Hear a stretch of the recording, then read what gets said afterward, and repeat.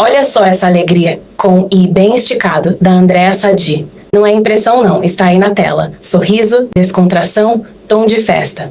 E não é só ela, basta reparar no Merval Pereira, no Marcelo Lins. Toda a bancada da Globo News parecia aliviada, quase celebrando. Celebrando o quê? Que a Câmara recuou, não votou a chamada PEC da blindagem. Eles esperavam que o Congresso fosse em frente, que aprovasse essa PEC junto com a proposta de acabar com o foro privilegiado.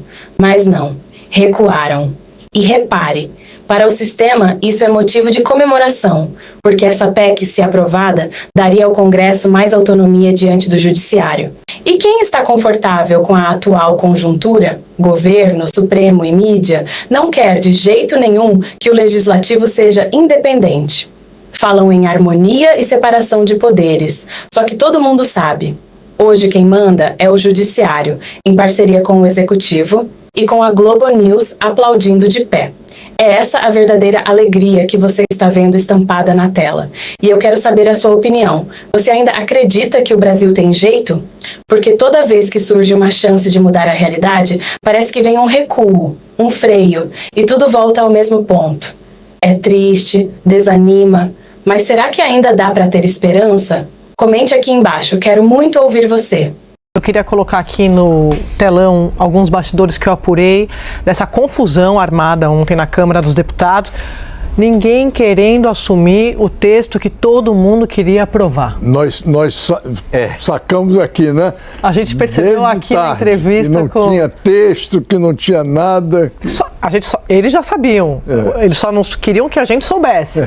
A gente, sociedade, né? A gente aqui representando nós jornalistas fazendo as perguntas. O líder do PL na Câmara, o deputado Sóstenes Cavalcante, aqui ontem em entrevista, junto com o líder do PT, quando perguntamos qual é o texto, ele disse, não tem texto fechado, mas todo mundo vai saber e vai ser amplamente debatido mais tarde. Quando chegou mais tarde, aí trazendo os bastidores aqui para o assinante, esse mais tarde foi uma reunião com vários deputados, pelo menos 12 partidos tinham combinado de votar esse texto, ainda desconhecido, mas eles sabiam exatamente o que eles queriam que fosse aprovado, mas ninguém queria assinar, ainda ontem, na calada da noite. Só que, diante do desgaste, o relator, que é o Lafayette de Andrade, ele falou, olha, eu não estou reconhecendo esse texto aí. Quem que é esse texto? Aí outros deputados, do seu.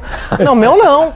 Eu não vou assinar, não é meu. Então toma que o texto é teu. Foi, sabe, peteca? Foi jogando para ver quem que ia assumir a paternidade desse texto aqui. E de forma paralela, alguns parlamentares fizeram chegar trechos desses textos em discussão. Líderes da base me disseram que eram 2 textos, líderes do Centrão me disseram que eram 4 textos em discussão. E aí trechos dessa geleia de textos chegaram para ministros do Supremo, que quando viram do que se tratava a proposta central, por exemplo, prisão de parlamentar só com 2/3 do Supremo, ficaram perplexos e procuraram líderes do Centrão para saber se aquilo procedia. E aí os líderes do Centrão começaram a se explicar, não, veja bem, isso é um rascunho, isso é um esboço, e foram para cima dos líderes do governo, atribuindo a eles o repasse desses trechos para os ministros do Supremo. Então, que eles negaram, né? Até procurei esses líderes da base, deputados do PT, me disseram que não foram eles que fizeram chegar os trechos aos ministros do Supremo. Então, vamos resumir aqui. Ministros do Supremo precisaram entrar no circuito para dizer, olha, isso aqui que vocês estão discutindo é inconstitucional. Se chegar aqui, vai ser declarado inconstitucional. Os líderes do Centrão queriam emplacar, junto com parlamentares da base, importante dizer isso, e de oposição também, mas ninguém queria assumir a autoria daquele texto, e aí eles tiveram que adiar, porque o Hugo Mota, vendo que não tinha consenso, ia fazer o quê? Ia peitar, ia bancar mais esse desgaste, então por isso que houve esse recuo. Lembrando aqui, não se trata de uma desistência, só de um adiamento. Então, por isso que eu coloquei, a Câmara mobilizou para votar a blindagem, mas recuou depois que os ministros do Supremo foram avisados de que o texto que eles estavam discutindo era um texto inconstitucional. Teve bate-boca entre parlamentares do Centrão e da base do governo Lula, só que eles estavam incomodados com o fato de que os ministros do Supremo foram avisados. Repare bem, A própria Sadi admite que os ministros do STF foram avisados. Só faltou dizer por quem, né? Pois eu digo, foi Lindbergh Farias. Quem mais? Ele tem sido o verdadeiro carteiro do PT no Supremo. Sempre que alguma pauta ameaça a corte, lá vai o Lindbergh pessoalmente levar o recado, garantir que os ministros saibam de tudo antes da hora. E não deu outra. Avisados, os ministros logo classificaram o texto como inconstitucional.